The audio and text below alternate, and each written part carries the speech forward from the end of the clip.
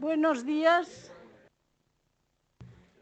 Vamos a iniciar este acto en el que va a ingresar como académica correspondiente de la Real Academia de Medicina y Ciencias Afines de la Comunidad Valenciana la doctora doña María Isabel Leal Cercós, licenciada en Antropología y doctora en Psiquiatría, profesora titular de la Facultad de Enfermería de la Universidad de Valencia, la cual disertará sobre la resiliencia. Es necesaria.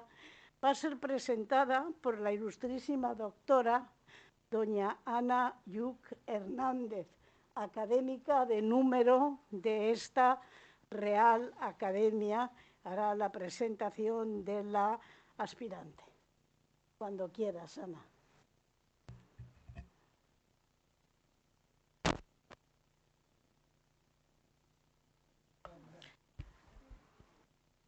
Excelentísima señora presidenta de la Real Academia de Medicina, ilustrísima señora vicepresidenta, ilustrísimo señor vicepresidente, ilustrísimo señor secretario general, ilustrísimas señoras académicas e ilustrísimos señores académicos, ilustrísimo señor decano de nuestra Facultad de Medicina, autoridades, señoras y señores.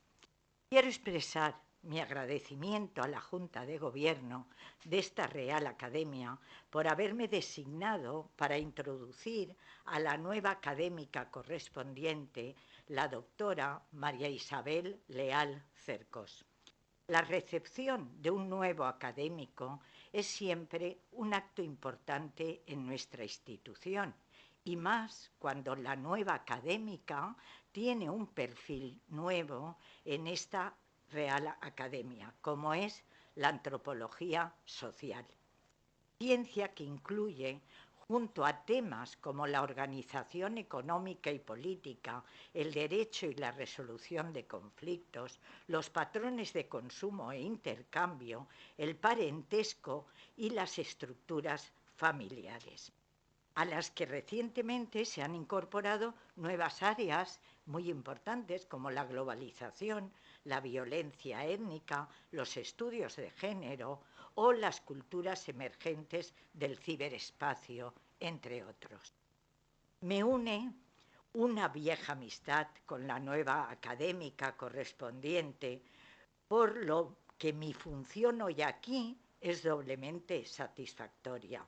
La propuesta de la doctora Isabel Leal como académica correspondiente de esta institución se basó en su conocida capacidad de trabajo y esfuerzo, su enorme entusiasmo en todos y cada uno de los campos en los que ha desarrollado su tarea profesional, demostrando su gran valía docente como profesora universitaria y su gran valía como investigadora. A continuación pasaré a hacer un breve resumen de su biografía y de su currículum. La doctora Leal nació en el puerto de Sagunto. Sus estudios en la Universidad de Valencia son amplios. En 2001 cursó la licenciatura de Antropología Social en la UCAM, ya que en esas fechas en Valencia no existía dicha titulación. Obtuvo la licenciatura en Criminología en 1985, título propio de la Universidad de Valencia.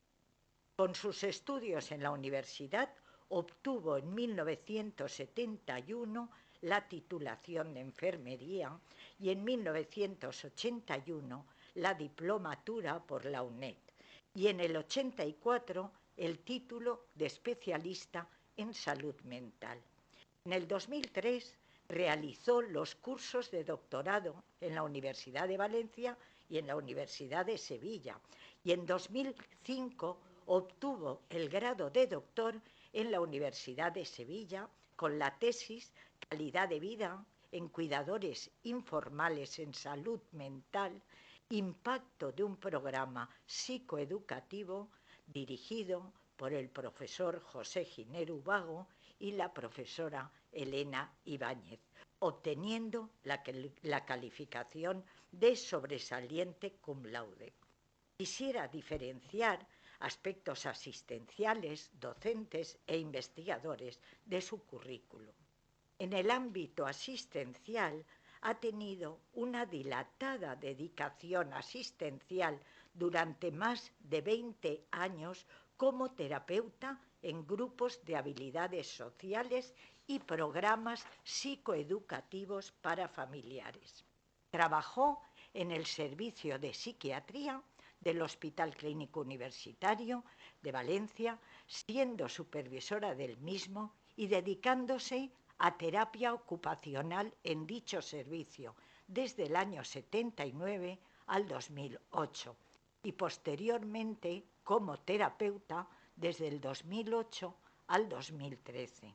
Hay que destacar que fue miembro del Comité Asesor para las Especialidades de Enfermería del Ministerio de Sanidad y Ministerio de Educación y Ciencia desde el 2000 al 2005 y además miembro de la Comisión Nacional de Especialidades desde el año 1991 hasta su jubilación. En el ámbito docente, la docencia ha ocupado una parte importantísima de su actividad, pues ha sido y es una enamorada de la docencia y de la transmisión de conocimientos. Posee 5 quinquenios de docencia en la universidad. Fue primero profesora asociada de dicha Universidad de Valencia desde el 80 hasta el año 1986. Posteriormente, profesora titular de la misma universidad desde el año 86 al 2015. En la Universidad de Valencia ha participado también en cursos de posgrado, profesora responsable del Máster de Enfermería Oncológica y colaboradora del Máster de Salud Mental. Ha sido miembro del Comité Asesor para Especialidades, ya lo hemos comentado, y del Ministerio de Sanidad y Ciencia desde el año 94 al 2005.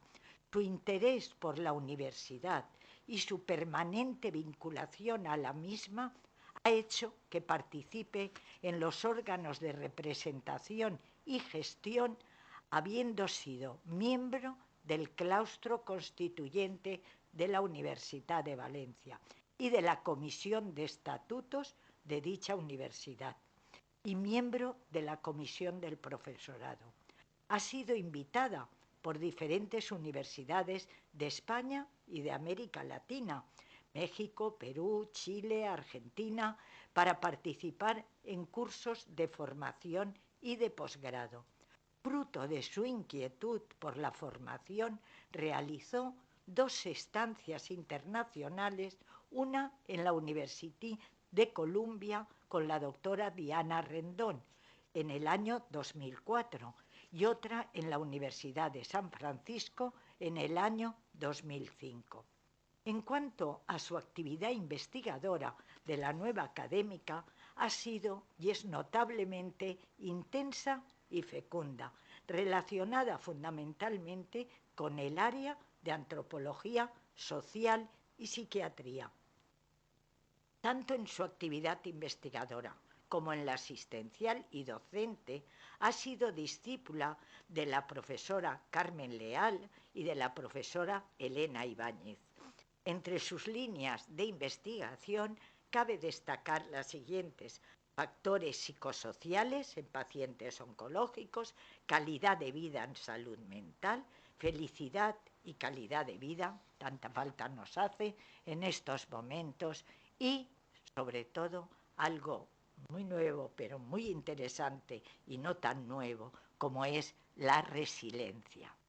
Ha participado en numerosos proyectos de investigación de I+D+I, financiados en convocatorias públicas, 3 proyectos FRIS y 3 proyectos en la Universidad de Valencia. investigadora en 2 proyectos internacionales con el Columbia University de New York, directora de 3 tesis doctorales, 13 tesinas de máster, así como múltiples trabajos de fin de grado y fin de máster, todos ellos obteniendo calificaciones de una media de 8,5, 9. Tiene en su trayectoria más de 60 trabajos publicados en el área de la antropología y psiquiatría y más de 55 participaciones en congresos nacionales e internacionales, así como en más de 15 capítulos de libros. Ha impartido, como hemos dicho, múltiples conferencias en congresos nacionales e internacionales. Ha organizado o coorganizado 7 congresos y un simposio de ámbito nacional en el área de psiquiatría y toxicomanías. Ha participado en el comité organizador del International Foundation de Psiquiatría y Mental Health en Estados Unidos en 2005. Su valía y su gran reconocimiento social y académico lo demuestra en el hecho de que haya sido invitada como ponente en 35 cursos de posgrado y seminario para distintas universidades y otras entidades. Cursos de posgrado por la Universidad de Valencia, Universitat de les Illes Balears, Universitat de Oviedo, Universitat de Santiago de Compostela y en América Latina, como hemos dicho. Quisiera destacar que no solo es considerada como una buena docente por diversas universidades y sociedades científicas, sino también por instituciones privadas como fundaciones. Una buena muestra de ello es que la conferencia que sobre resiliencia en plena pandemia impartió en la Fundación Cañada Blanc tuvo más de 1.500 visualizaciones. Finalmente, quisiera ya destacar que es miembro de varias sociedades científicas y grupos de trabajo, miembro de honor de la Sociedad de Enfermería de USA, de Estados Unidos, Sigma Theta Tau, título que para ella es muy importante, desde el año 93 hasta el año 2005, miembro de la Sociedad Española de Psico-Oncología, miembro del Instituto Iatros de Teoría de la Medicina desde el año 2007, miembro del Comité Científico y Consultivo sobre Adherencia al Tratamiento de la Esquizofrenia del 2001 al 2015, revisora de la revista Actas Españolas de Psiquiatría y miembro del Grupo de Investigación en Psiquiatría del INCLIVA, de nuestro Instituto de Investigación Sanitaria en el Hospital Clínico. Su presencia y colaboración en los múltiples organismos y entidades en las que ha participado la doctora Leal, con las que conserva estrechos lazos de amistad y colaboración, así como su permanente entusiasmo por las nuevas ciencias y su compromiso en los nuevos campos de trabajo, son un orgullo para esta academia, que hoy le abre sus puertas de par en par. Creo, sinceramente, que para esta Real Academia es una gran suerte y un inmenso honor recibirla entre sus académicos correspondientes, dándole nuestra más cálida y cordial bienvenida. Por todo ello, me felicito y felicito también a esta digna institución por acoger hoy a la doctora María Isabel Leal Cercos. Muchas gracias.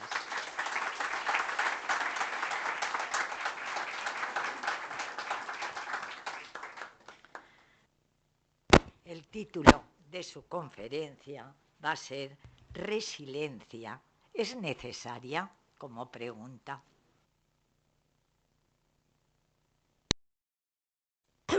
Buenos días a todos.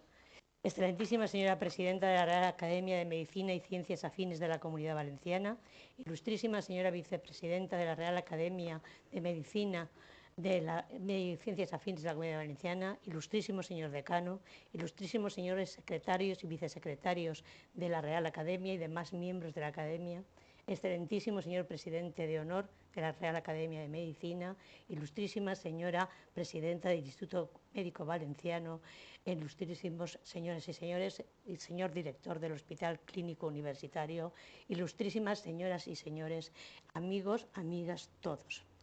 Es para mí, en primer lugar, quiero dar las gracias a la Junta de Gobierno de la Real Academia de Medicina y Ciencias Afines por permitirme entrar a formar parte como académica correspondiente de esta ilustre y antigua, casi bicentenaria institución. Es para mí un honor y quiero también dar las gracias a la ilustrísima doctora Ana Ayub por su magnánima presentación, que es más fruto del cariño que me tiene que de mis propios méritos. También, si me lo permiten, quiero dar las gracias a mi familia.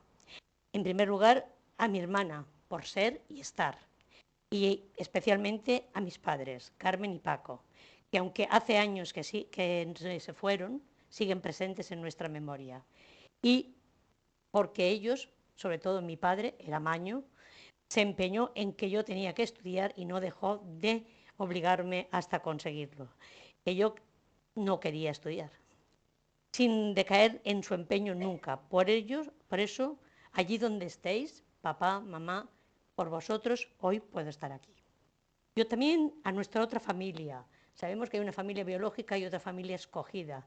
Yo voy a dar las gracias a mi familia escogida, que son más que amigos y que siempre están ahí cuando los necesito o cuando me necesitan. A los que queremos y a los que nos quieren.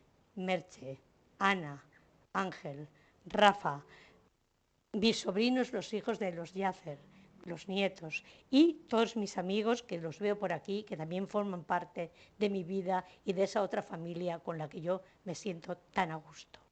Y me gustaría, si me lo permiten ustedes, hacer un agraïment especial als meus amics en Miquel Roca i en Miquel Casas i al meu cosí Pau, nebot Pau, que han vingut de lluny per estar avui així amb mi. Moltes gràcies als tres, vos estimo. Mi exposición, como van ustedes a ver, versa sobre la resiliencia y su necesidad. Es una pregunta que podríamos hacernos todos en todos los momentos de nuestra vida. Y si me lo preguntan a mí, que soy la que ha propuesto el tema, les diría que sí, rotundamente sí. No solamente es necesaria, sino que en algunos momentos, como me acaba de recordar la doctora Ibáñez, es indispensable.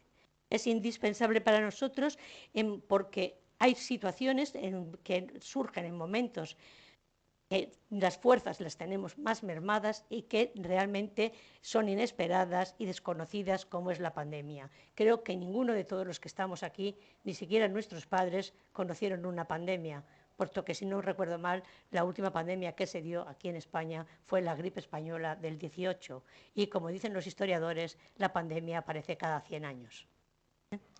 Hoy día la resiliencia cobra una relevancia especial, y la cobra por esta pandemia que estamos sufriendo y que parece que no acaba nunca. Cuando ya le vemos el final, aparece un nuevo brote, aparece una nueva ola, aparecen nuevos problemas, aparecen nuevos contagios, y luego nos hace más inseguros, más vulnerables, nos aísla más de la gente. Luego hablaremos de ello, de la pandemia del aislamiento y la soledad. Y con el miedo ante un futuro incierto, desconocido, que no sabemos qué pasará, cuándo acabará, qué nos depara y si podremos reanudar nuestra vida normal y volver a hacer nuestras reuniones familiares y nuestras reuniones con amigos. Pero también hay otras necesidades donde la resiliencia nos es indispensable. Hay situaciones frustrantes en la vida, hay situaciones adversas, hay situaciones traumáticas o problemáticas en las que las fuerzas nuestras están mermadas y nuestra capacidad de respuesta es nula o está muy atenuada. Por ejemplo, la muerte de un ser querido. Por ejemplo, los abusos, por ejemplo, la violencia de género o la violencia vicaria. También podríamos hablar de los enfermos crónicos, ya sean psiquiátricos o no sean psiquiátricos, y de los problemas que conllevan, del aislamiento social, de las personas mayores y de los no tan mayores, de la soledad y de la inmigración, del desahucio, de la pobreza y de un largo etcétera que me es imposible enumerar aquí porque estaríamos toda la mañana hablando de ello. Y que es tanto más crítica cuanto más inesperada o desconocida sea. Creo que un ejemplo que tenemos todos en mente es la erupción del volcán de La Palma, Cumbre Vieja. No tenían conocimiento, no lo esperaban, hacía más de 100 años que no entraba en erupción y las fuerzas que tenían no eran suficientes para hacerle frente. Y ya, sin más dilación, voy a lo que todos ustedes están esperando, que es hablar de la resiliencia. Ya les he dicho que para mí la resiliencia no solamente es necesaria, sino que en muchísimas ocasiones, como ha dicho la doctora Yuc antes, en la que vivimos ahora, es indispensable. La resiliencia viene del latín resilio, como otras muchas palabras de las ciencias que nos ocupan. Y la definición nos llama un poco la atención porque quiere decir saltar por encima. Cuando nosotros oímos saltar por encima nos choca. ¿Saltar por encima qué? Si nos ponemos un poco de atención, sí que es cierto que es saltar por encima, es saltar la adversidad, saltar el problema, saltar el trauma para volver a seguir con la vida que antes teníamos. Una definición mucho más libre es volver a empezar. La RAE nos da una definición, yo creo que un poco corta, pero que realmente la contempla. Y dice que es la capacidad humana de asumir con flexibilidad situaciones límite y sobreponerse a ellas. Pero todo el mundo, todos los estudiosos de la resiliencia, saben y piensan que realmente la resiliencia proviene de la física. Y se cogió de la física cuando en 1942 se definió la resiliencia como la peculiaridad o característica que tienen algunos cuerpos de volver a su forma habitual después de haber sido sometidos a un proceso de deformación. Pero el concepto mayoritariamente aceptado de lo que es la resiliencia, porque yo creo que hablamos todo el mundo de resiliencia en la televisión y en los medios, se oye hablar de resiliencia, pero a lo mejor no tenemos del todo claro qué es la resiliencia. Pues el concepto más habitual, el mayoritariamente aceptado, es que la resiliencia es la capacidad de los seres humanos o de las personas para adaptarse a situaciones adversas, problemáticas o traumáticas y superarlas e incluso salir fortalecido de ellas. A esto, las neurociencias añaden que las personas resilientes tienen un mayor equilibrio emocional frente a las situaciones de estrés y, por tanto, soportan mejor la presión, con lo cual saldrían mucho mejor libradas de las situaciones traumáticas. La salud mental también hace su aportación diciendo que la resiliencia, en su caso, sería la capacidad de mantener o ganar salud mental a pesar de experimentar la adversidad. En lo que todos están de acuerdo es que es dinámica a lo largo de la vida. Pero, ¿de dónde surge la resiliencia? ¿Cuándo empieza la resiliencia? Me lo han preguntado fuera. ¿Cuándo empieza la resiliencia? La resiliencia existe, yo creo, que desde siempre. Yo no por favor, les pido disculpas, pero no he podido resistirme a nombrar la antropología filosófica. La antropología filosófica, que es la más antigua que existe sobre esta resiliencia, dice que la resiliencia es innata al ser humano. Para ellos, la resiliencia nacería con el hombre, o sea, estaría implícita en su naturaleza. Yo creo que esto lo dicen basándose en la ley del más fuerte, lo cual no es cierto. Porque Darwin, en 1960, dice que no es verdad que los resilientes sean los más fuertes. Es más, dice que ni siquiera los más inteligentes, sino los más flexibles y los que mejor se adaptan al medio.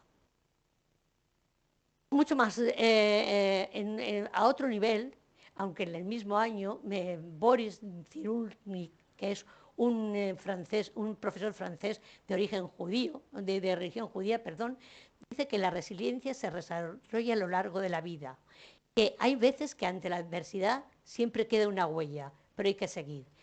¿Por qué acuña, Boris Cyrulnik lo consideran el padre de la resiliencia? Porque es el primero que acuña el término resiliencia como tal.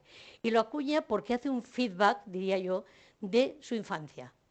Porque Boris Cyrulnik a los 10 años vio cómo se llevaban a sus padres a un campo de concentración, a Auschwitz concretamente, y cómo él pasaba de familia en familia judía llegando a una sinagoga donde el rabino empezó a educarlo y posteriormente se hizo cargo de él una tía. Boris Cyrulski llegó a ser, vive todavía, neurólogo, psiquiatra, psicoanalista y etólogo. Nunca dejó de estudiar el comportamiento de los seres humanos. También, años más tarde, Sir Michel Ruther, digo Sir Michel Ruther porque realmente le concedió ese honor la reina Isabel de Inglaterra, dice que la resiliencia es un fenómeno manifestado por personas que evolucionan favorablemente después de una situación de estrés que para la población general, es decir, para todos nosotros, para todos los demás, sería un riesgo con consecuencias graves.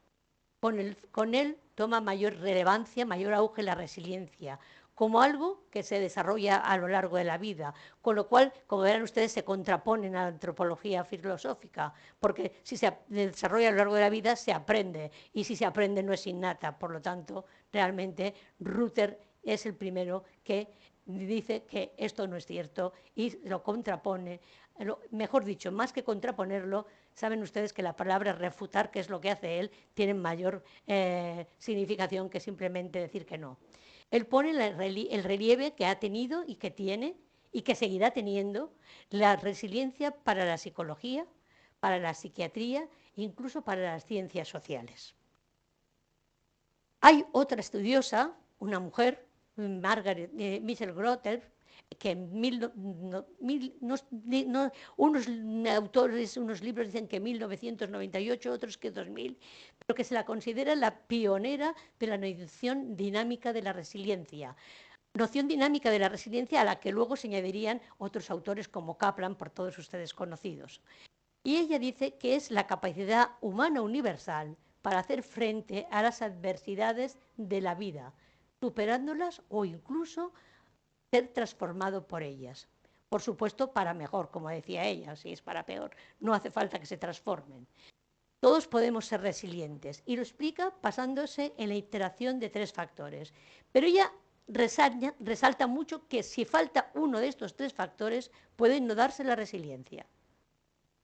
Yo tengo los apoyos externos necesarios, mi familia, mis amigos, las instituciones. Yo soy, es decir, tengo la capacidad suficiente, la fuerza interior suficiente para desarrollarme ante la adversidad, para hacerle frente. Y yo puedo. Tengo factores interpersonales con capacidad para resolver problemas. Y en el último caso, si no se resuelven con los factores interpersonales que tengo, acudir a salud mental. Pero fíjense todos ustedes en una cosa muy importante, en que todos hacen hincapié en que la resiliencia tiene que empezar a enseñarse o a practicarse desde niños. Porque si desde niños empiezan a ser resilientes, cuando lleguen a mayor, la adversidad no supondrá un problema, ni una frustración. Sabrán saltarla, sabrán superarla. Clases de resiliencia. Yo no sé si llamarle clases de resiliencia o tipos de resiliencia. Me da lo mismo. Hay muchas. Mire, está la individual, está la familiar, está la social, está la comunitaria, está la religiosa y últimamente se ha acuñado un término que no sé si tendrá éxito, que se llama la resiliencia política. Entonces, yo no me voy a referir a todas ellas, no se preocupen. Voy a hacer solamente hincapié en las 3 primeras que he dicho, en la individual, en la familiar y en la comunitaria. ¿Por qué? Pues porque creo que estamos en una facultad de medicina, estamos en un hospital. Yo me he dedicado muchos años de mi vida a estos. La doctora Yuca ha dicho 20 años, se ha quedado corta, son 35, pero me ha quitado años, muchas gracias, pero que son los que creo que son más importantes. Si ven ustedes, la resiliencia individual coincide un poco con lo que decía Cyrulnik sobre la resiliencia. Sería la capacidad que tiene el individuo o la persona de sobreponerse a un trauma, a una situación problemática, a una adversidad, superando los periodos de dolor emocional y así aumentar su autoestima. Ante una experiencia traumática pueden pasar varias cosas. Primero, que disminuya temporalmente la resiliencia de la persona, pero que poco a poco se vaya recuperando. Si hay una recuperación, la persona quedará exactamente igual que estaba antes. Que disminuya temporalmente la resiliencia, pero que se recobre y caiga con altibajos. En una recuperación más lenta que puede lograrse una resiliencia, pero a lo mejor menor que la que se tenía anteriormente. En cambio, el caso contrario, que es cuando hay una recuperación superior a la previa. Hay un enriquecimiento. Es decir, sale enriquecido, lo cual le servirá perfectamente para afrontar nuevas situaciones similares, que no la misma, que le pongan frente a la adversidad. Mire, Einstein, no tengo que decirles quién era Einstein, Einstein decía que de las situaciones críticas muchas veces nacían las oportunidades. Claro, él era Einstein, esto no nos sirve para todos. Y luego hay otra que es la más lamentable, que es cuando no hay recuperación. Cuando la persona, después de esta situación traumática, cae, cuando no se puede recuperar, cuando todo es negativo, cuando esto se convierte en un trastorno mental, del tipo que sea. Puede ser por estrés, puede ser depresión, pero es un momento porque pueden llegar al suicidio. Y sabemos todos, porque nos lo está diciendo la televisión todos los días, que las cifras que baraja el gobierno es que en España se dan más de 4.000 suicidios al año. Una cifra que realmente es muy importante. La residencia familiar, según Froma Walsh es una profesora, es una psicóloga, profesora emérita de la Universidad de Chicago.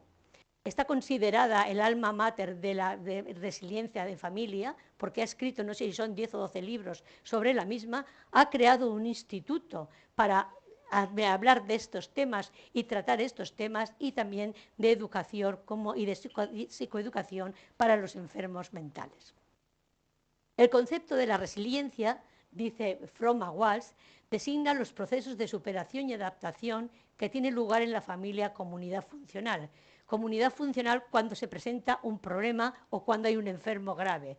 Yo normalmente creo que es un problema muy grave y mucho más difícil de superar que con la letra que se pone en las diapositivas.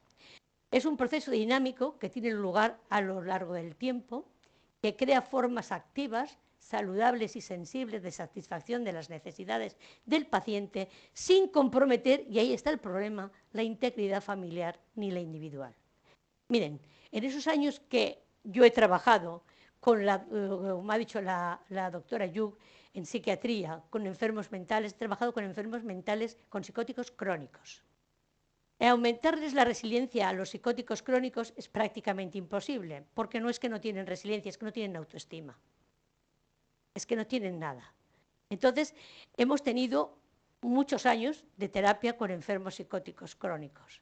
Y hoy en día, todavía esos enfermos siguen viniendo a terapia, porque la única forma que tienen de tener contacto con la realidad y contacto con la sociedad es a través de las terapias de grupo que hacíamos con ellos. Yo creo que el doctor Sales, que está aquí, todavía sigue con esa terapia, y él dice que somos como el cordón umbilical para estos enfermos. Si los cortamos, igual se les acaba la poca resiliencia que tienen. Pero en los últimos 5 años, y con el doctor Bilbert, antes de jubilarme, estuve trabajando con las familias de los enfermos psicóticos, con familiares de enfermos psicóticos. Obviamente, el que en una familia, de repente, de la noche a la mañana, aparezca una enfermedad tan grave como la esquizofrenia, es impactante, es inesperada y es desconocida. Y esto causa un trauma grave en las familias. ¿Cómo los hemos tratado nosotros? ¿Qué hemos logrado hacer? Bueno, ya por de pronto voy a decirles que hemos logrado durante estos años disminuir la morbilidad psiquiátrica de ellos, de los familiares. Pero le hemos logrado a través de las habilidades, como verán luego cuando les hable del manejo de la resiliencia. Lo hemos logrado a través de las habilidades de control emocional y del control de problemas.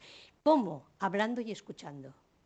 Nosotros teníamos un programa que duraba 18 meses, 2 cursos académicos, por entendernos bien, en el que nosotros hablábamos con los padres, nos planteaban los problemas, nosotros les hablábamos de cómo pensábamos que podían ser más resilientes.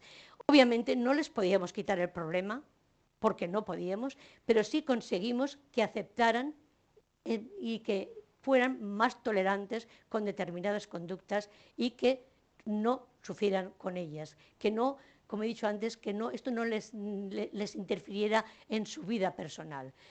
La capacidad de sobreponerse a la enfermedad o estímulo adverso tiene un afecto negativo, entonces no es resiliente. Si los afectos de los familiares son negativos, nunca se van a convertir en una familia resiliente, o si tienen un afecto positivo, o por lo menos una predisposición hacia, entonces se convertirán en resilientes. Por eso la flecha que va para abajo y la flecha que va para arriba. Por último, de las clases de resiliencia, no de la exposición, les voy a hablar de la comunitaria. La comunitaria nos dice, es un abstracto que yo he hecho de toda la exposición que hacen Chandra y colaboradores en 2013-2015. Y viene a decir que es la influencia y relación entre integrantes de los distintos grupos sociales que entran en contacto diario. Es, por tanto, la capacidad de un grupo social, apoyándose unos en otros, de aprovecharse y utilizar o crear algunas veces los recursos disponibles para aumentar o conseguir la resiliencia. Miren, un ejemplo que todos tenemos en mente es el personal sanitario frente a la primera ola del COVID-19. Yo creo que en ellos se dan, permítanmelo, no solamente la resiliencia comunitaria, o sea, la resiliencia individual, la resiliencia familiar y la resiliencia comunitaria. ¿Por qué los tres tipos de resiliencia? La resiliencia individual porque se encuentran ante una crisis de un problema totalmente desconocido, del que no saben nada y para el que no tienen recursos. Porque además no saben qué hacer con ellos.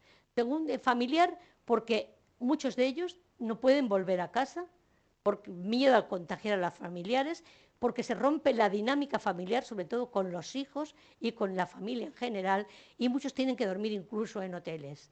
Y la resiliencia comunitaria, porque cuando uno está trabajando y está cansado y está trabajando y superando todas las crisis que encuentre y los problemas adicionales, y ve que el compañero de ayer hoy no viene a trabajar y es porque y piensa que es porque está contagiado o por otra cosa, o cuando el enfermo para el que ha estado de alguna manera luchando durante todo el día ya no está en esa cama, y para que él, el enfermero o el médico, se ha convertido en la familia de este enfermo, entonces siempre hay una mano del equipo que te pone en el hombro y te dice, hay que seguir, compañero, esto no se ha acabado. Por eso yo pienso que realmente la gente los consideraba héroes. Yo no sé si son héroes, que son personal sanitario con mayúscula. Entonces creo que es un ejemplo perfecto de la resiliencia comunitaria. Me van a permitir que hable de otra resiliencia, que es la resiliencia y el aislamiento social, sobre todo en la situación actual y durante la pandemia. Es otro tipo de pandemia, es un tipo de pandemia quizás que está más escondido, quizás que no se ve, quizás que no es tan llamativo como el otro, pero eso no quiere decir que no exista, que es el aislamiento social y la soledad. Antes ya existían, pero no se hacían evidentes, sobre todo para las personas mayores. Pónganle ustedes la edad que quieran, yo no me atrevo, porque mayores podemos ser todos o ninguno.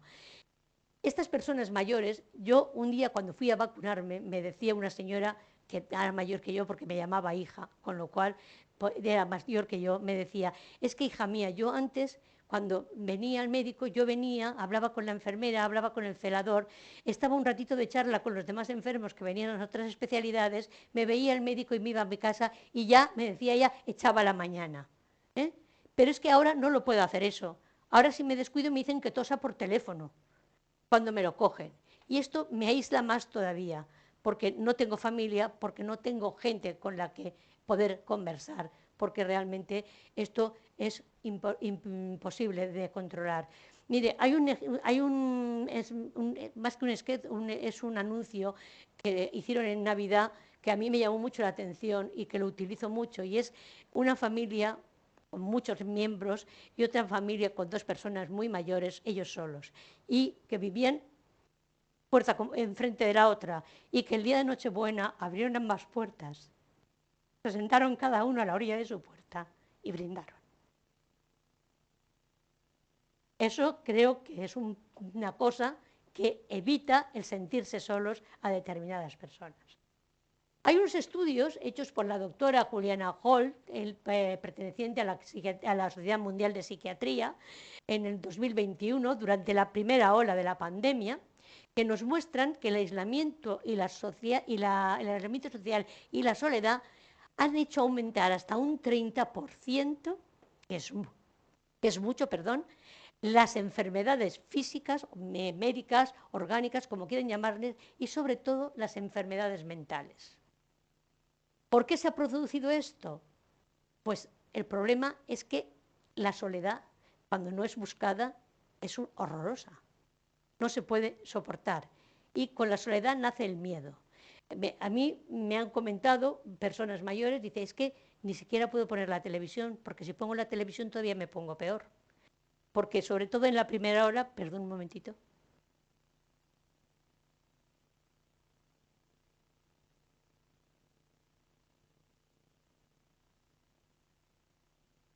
Gracias. Durante la primera hora todo lo que se morían eran personas mayores. Entonces pongo la televisión y todavía me deprimo más. Ha aparecido algo que antes no nos atrevíamos a confesar, que nos parecía vergonzoso, el miedo. El miedo se ha hecho más evidente, el miedo al contagio, el miedo a la soledad, el miedo al rechazo, el miedo a la soledad, que nos ha hecho más vulnerables, que nos ha hecho más inseguros, que nos ha hecho más concentrados en nosotros mismos, que nos ha aislado socialmente. Por favor, no nos enroquemos en él como hacen el rey y la torre en el ajedrez. No nos enroquemos en el miedo, no nos va a servir para nada, únicamente para no salir de ahí. El miedo puede ser un compañero y para ello yo les traigo una cita de un escritor que todos ustedes conocen, ya sé que es Paolo, pero yo lo he castellanizado y le llamo Pablo Coelho, que dice, uno tiene que entender que el valor no es la ausencia de miedo, sino la fuerza de seguir adelante a pesar de ese miedo. Bueno, pues yo les pido a todos ustedes y me pido a mí misma que si tenemos miedo, lo tomemos como compañero, pero que no se apodere de nosotros, que aprendamos a convivir con él. A lo mejor no vivimos tan bien como vivíamos, pero que sigamos viviendo. Eso es importantísimo. No me he resignado a hablar un poco, muy poco, unas pinceladas de género. Siempre se ha considerado que las mujeres eran y son más resilientes que los hombres. Quizás por la educación, quizás porque la mujer ha tenido que luchar más y enfrentarse a más adversidades para llegar a determinados puestos de mando o a determinadas situaciones que no podía controlar. En unos estudios hechos en Minnesota en los años 70-72 dieron sobre una población de 1.200 personas encuestadas, de hombres y mujeres, dieron unas cifras que hoy en día nos parecerían alarmantes, y era que el 58% de las mujeres eran resilientes frente al 42% de los hombres que eran resilientes. Es decir, había una diferencia de 16 puntos entre las mujeres y los hombres.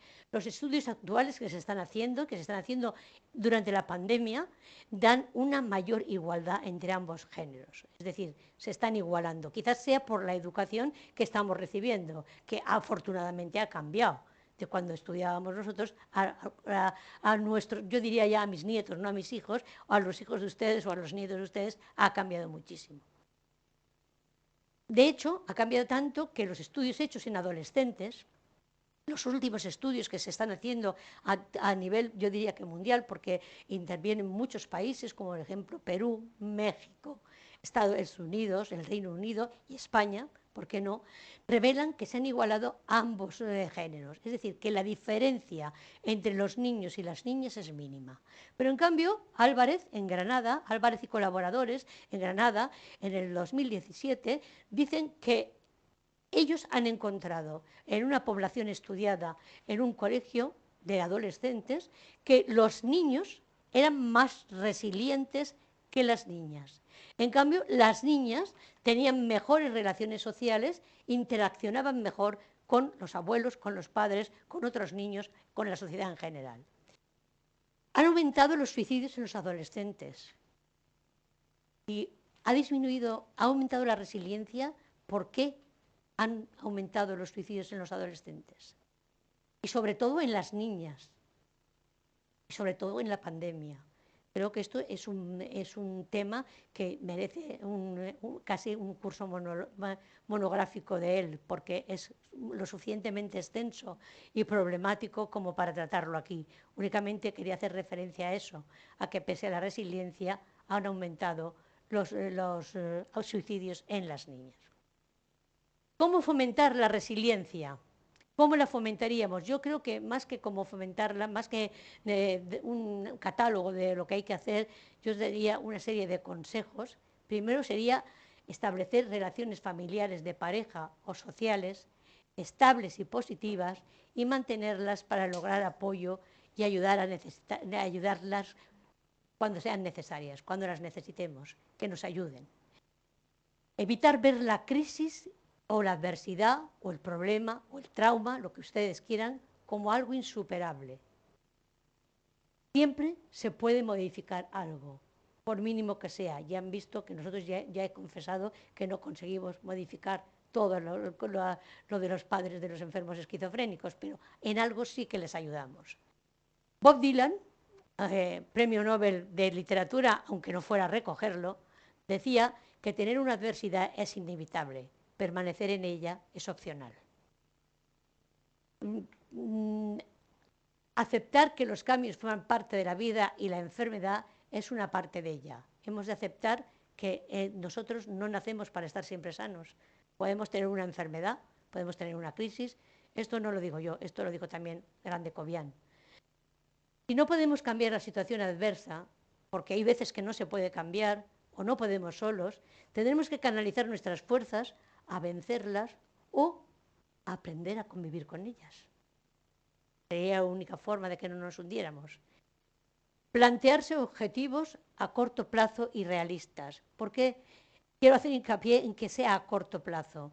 A corto plazo yo me referiría casi para mañana o para la semana que viene, porque si no pasaría como con los regímenes. Nosotros empezamos el régimen en febrero para estar bien para el verano y como nos queda tanto tiempo, a la semana siguiente ya lo hemos roto. Entonces, no. Tienen que ser objetivos a corto plazo y realistas, que se puedan lograr, porque si no sería una elucubración lo que estaríamos haciendo y no nos serviría para nada. Confiar en nuestra capacidad para intentar salir de la adversidad o afrontarla. Si no podemos solos, con ayuda. ¿Qué nos haría esto? Esto ya lo decía Gromberg. ¿Qué haríamos con esto? Aprender para el futuro. Que cuando se nos presentara una situación similar a la que tenemos o parecida, o alguien de nuestra familia o alguien de nuestro entorno, nosotros hubiéramos aprendido a solucionar el problema. Y que no nos avergüence nunca pedir ayuda, sino todos necesitamos ayuda alguna vez. Nunca perder la esperanza de que antes o después de las situaciones críticas se sale.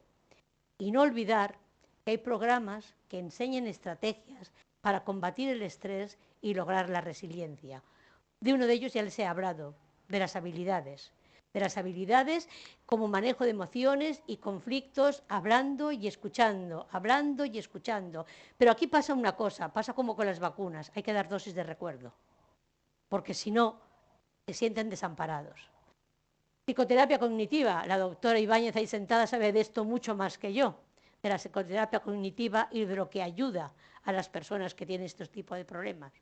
Programas en centros educativos, ya hemos hablado, familias y adolescentes, detectar el bullying, que no puede mermar la resiliencia y llevar al suicidio, lo hemos visto, lo leemos en los periódicos desgraciadamente y en la prensa. Recursos sanitarios y sociales a las personas mayores en casa, porque las personas mayores en casa no siempre tienen los recursos suficientes como para tener a alguien que les vaya a ayudar o a acompañar a salir de casa. Estamos en una sociedad donde hay una precariedad social para estas ocasiones. Y, por supuesto, recursos sanitarios adecuados. Y con ello me estoy refiriendo, obviamente, a los equipos multidisciplinarios. Equipos multidisciplinares en los que podemos pedir ayuda de todo tipo y a todo el mundo. Y, sobre todo, apoyos familiares y sociales son los más importantes. ¿Por qué? Porque son los que tenemos más a mano, porque son con los que tenemos más confianza, porque son a los que les contamos nuestros problemas. Miren, yo tengo dos amigas con las que hablo todos los días. Hay veces que nos contamos problemas, hay veces que nos contamos tonterías, pero sabemos que ella está a un lado del teléfono y yo estoy al otro. Y estamos ahí. Y apoyos familiares, cuando uno vive solo, son muy importantes. Y también, por supuesto, los apoyos sociales. A modo de conclusiones, yo les diría que consideramos que la resiliencia es un proceso fruto del dinamismo único para cada persona. Entre los recursos externos de que dispone la persona, los internos que se han ido adquiriendo y el significado que la situación adversa adquiere para ellos. La resiliencia en sí misma no se puede planificar, sino posibilitar o favorecer. Que la resiliencia sea posible no significa que no sean necesarias las intervenciones clínicas, educativas o sociales. Eso sería una equivocación, porque si no existían ellas, muchas veces no podríamos ayudar a personas o incluso a familias. La actuación para favorecer la resiliencia puede ser complementaria, concreta y enriquecer mutuamente. Cuando hablo de enriquecer mutuamente, es que cuando nosotros hacíamos la terapia, nosotros nos enriquecíamos también de los que nos decían los familiares de los enfermos mentales. Y quizás nos ponían de relieve o sobre la mesa algo que nosotros no nos habíamos planteado. Y por eso nos enriquece. Cuando alguno de nosotros tenemos un problema, el que sea, y se lo contamos a la persona de al lado o a un amigo, parece que la mitad del problema ha desaparecido. Simplemente ¿por qué? Porque hay alguien que nos escucha. Y se enriquece mutuamente con nosotros de esa escucha. Y por último, incrementar el potencial curativo o repercutir en la introducción de estrategias que puedan ayudar e incrementar la resiliencia, sobre todo a el personal sanitario y en estos momentos. Ha acuñado últimamente la OMS la fatiga pandémica para los sanitarios, pero yo creo que la ha acuñado tarde. No existe ahora, existe desde el primer momento. Y creo que la fatiga crónica, la física la sufren y la emocional y la psicológica la sufren los sanitarios, pero también la psicológica y la emocional la sufre la sociedad en general. Yo con esto termino mi intervención dándole las gracias por los resilientes que han sido todos ustedes, porque han aguantado firmes y en la silla mi exposición. Muchas gracias. Buenos días.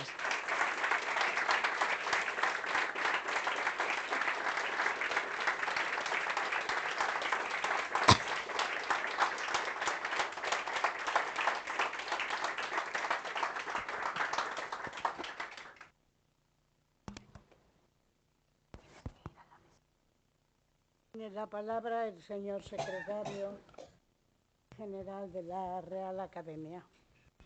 La Real Academia de Medicina de la Comunidad Valenciana ha acordado, en la sesión celebrada el día 26 de octubre del 2021, nombrar académica correspondiente a la doctora Isabel Leal Cercós, por estar comprendidos sus méritos y circunstancias en el artículo 19 del reglamento vigente.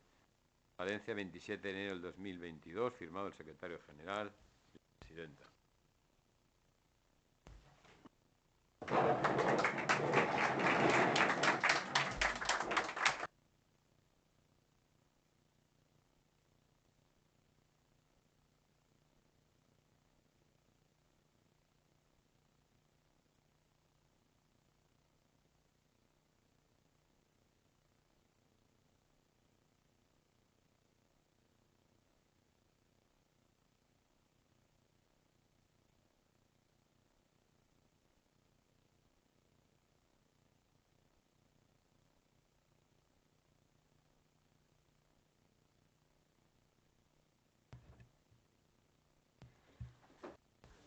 Por razones obvias, los comentarios finales al discurso de la nueva académica los hará la vicepresidenta de la Real Academia de Medicina, profesora Rosa Ballester. Muchas gracias. Excelentísima señora presidenta, ilustrísimo señor secretario general de la Academia, excelentísimo señor presidente de honor, ilustrísimo señor decano de la Facultad de Medicina, ilustrísimas señores y señores académicos, la señora presidenta del Instituto Médico Valenciano, señor director del hospital, familia, amigos, Y también se ha comentado aquí, lo ha comentado la nueva académica, es decir, estos amigos y autoridades que han venido desde les Illes Balears, ¿no? Señor decano, Miquel Roca. Muchísimas gracias a todos. Bien, es obvio que hay que, digamos, y no es una frase retórica en absoluto, que me siento muy honrada de poder intervenir en este acto tan emblemático. Muy bienvenida a la Academia, María Isabel. El tema que ha elegido y que de forma excelente y muy clarificadora nos acaba de presentar es sumamente interesante y creo que en su elección y desarrollo se ve muy clara la impronta de su doble formación académica. Por un lado, sanitaria y por otro lado, humanística en el terreno de la antropología. Además de la de su trayectoria y experiencia profesional, un acierto en la elección del tema.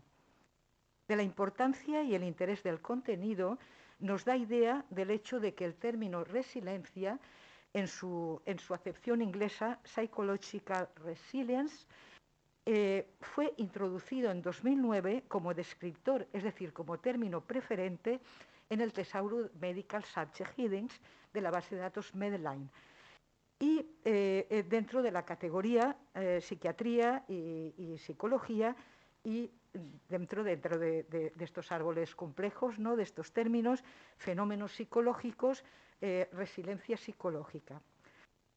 Bien, pues desde ese momento, y revisando muy brevemente la Web of Science, la base de datos Scopus, Embase, la propia Medline, ha habido un crecimiento exponencial de artículos publicados sobre este tema específicamente, ¿no? O sea, de hecho, en 2006, 2007, se publicaban en revistas, bueno, digamos, en fin, de calidad, es decir, revistas revisadas, etcétera, se publicaban en torno a los 100 artículos. Y en este momento, en el año pasado, el 2021, se publicaron hasta cerca de 3.000 artículos. Y en lo que llevamos de 2022, pues vamos también por los 200. Es decir, es un tema importante. La propia base de datos de revisiones sistemáticas Cochrane, que conocen ustedes bien, pues también en los 2 últimos años ha publicado una serie de revisiones sistemáticas sobre este tema, pues muy importantes. Por lo tanto, es un tema muy importante, yo creo que ha sido un acierto escogerlo, ¿no? La nueva académica ha iniciado su intervención acercándonos al término de resiliencia y a su etimología.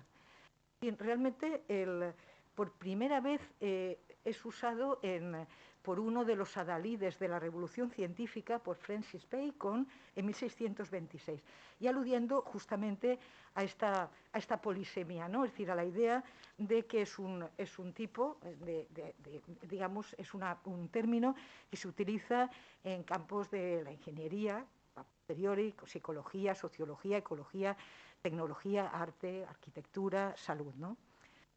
A continuación ha abordado los aspectos conceptuales concernientes al término con la inclusión de las aportaciones de la neurociencia que considera la resiliencia como una propiedad de los sistemas biológicos y, por supuesto, desde los estudios de salud mental.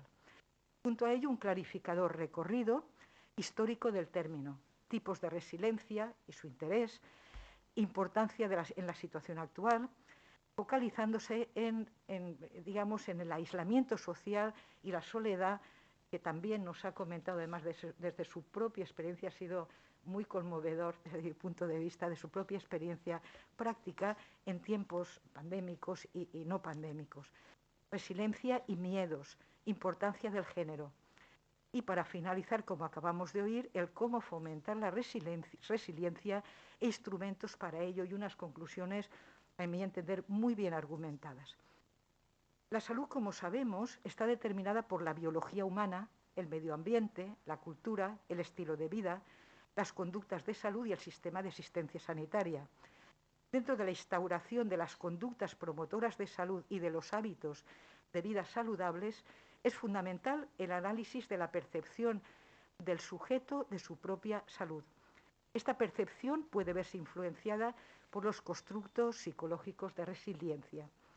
Como muy bien comenta la doctora Leal, la resiliencia es necesaria para afrontar las crisis mediante un proceso en el que se combinan factores de naturaleza diversa que, actuando juntos, logren movilizar los recursos de los individuos, de las familias y de los grupos, capacitándolos no solo para resistir los traumas, sino también para encontrar respuestas positivas y flexibles de adaptación, crecimiento y reconstrucción.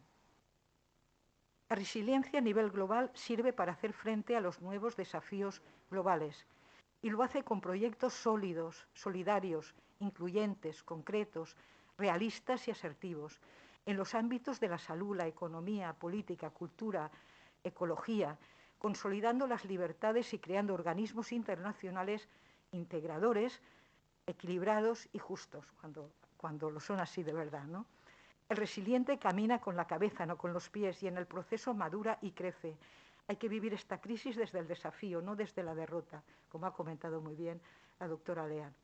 Desde una perspectiva histórica, no todo es previsible y no somos inmunes a la enfermedad y a las crisis, pero así todo, con incesantes guerras, desastres y epidemias, no se ha impedido la llegada del Renacimiento, la Ilustración, la Revolución Industrial o la democracia liberal, el progreso científico, los increíbles cambios cualitativos en las ciencias básicas y en la patología y la clínica.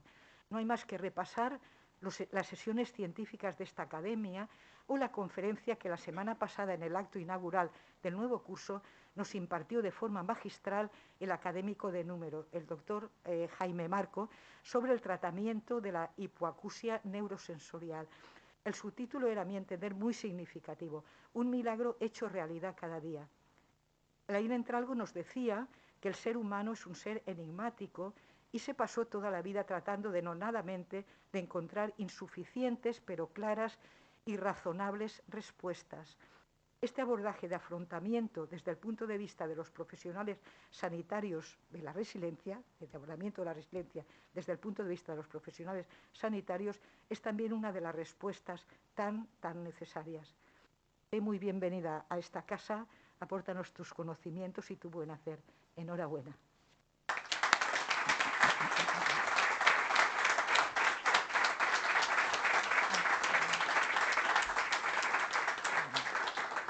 Muchas gracias, señora vicepresidenta. Para cerrar la sesión, quiero recordar que han excusado su asistencia el molt honorable presidente de la Generalitat, la rectora de la universidad y las presidentes de los colegios de médicos de Valencia, de Alicante, el director de la Fundación del IVO, don Manuel Llombart, el decano de la Facultad de Enfermería y la decana de la Facultad de Ciencias de la Universidad Cardenal Herrera y la ilustrísima señora secretaria autonómica de Eficiencia y Tecnología Sanitaria, a los que les doy las gracias por sus excusas. Y sin más, se levanta la sesión.